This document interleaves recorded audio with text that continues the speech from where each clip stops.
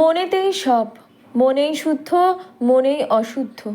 মা বলতেন, আত্মসংযমে বিশ্বাসী এবং বিলাসিতার ঘোরতর বিরোধী হওয়া সত্ত্বেও সারদা মা অকারণ কৃচ্ছ সাধনের পক্ষপাতী ছিলেন না। এক্ষেত্রে হিন্দু সমাজে নারী জাতির প্রতি যে সুবিচার করা হয়নি, মা সেটাও অনুভব করতেন। বাল বিধবা সবাসনা দেবীকে নিরম্ব উপবাসে উন্মুখ দেখে মা তাকে বললেন, আত্মাকে কষ্ট দিয়ে কি হবে, আমি বলছি তুই জল খা। অপর এক ভক্ত মহিলা সুরবালা দেবী তার পতিবিয়োগের পর হবিষ্যন্ন গ্রহণ করে বাকি জীবন কাটাবার প্রস্তাব করলে তিনি তাকে বললেন, আত্মা যদি কিছু খেতে চায় আত্মাকে দিতে হয়, না দিলে অপরাধ হয়।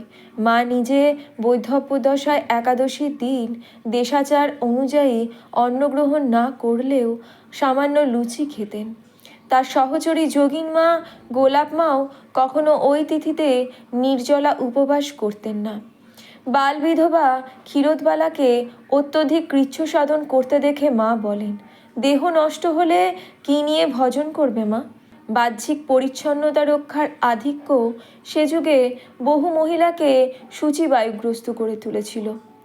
এই সূচিবায়ুগ্রস্ততাকে মা মানসিক মালিন্যের বহিঃপ্রকাশ বলে মনে করতেন। তার এক নিকট আত্মীয়কে একবার তিনি বলেছিলেন, বহু পাপ মহাপাপ না হলে কি মন অশুদ্ধ হয়? সূচিবায় মন আর কিছুতেই শুদ্ধ হচ্ছে না, আর সূচিবায় যত বাড়াবে তত বাড়বে।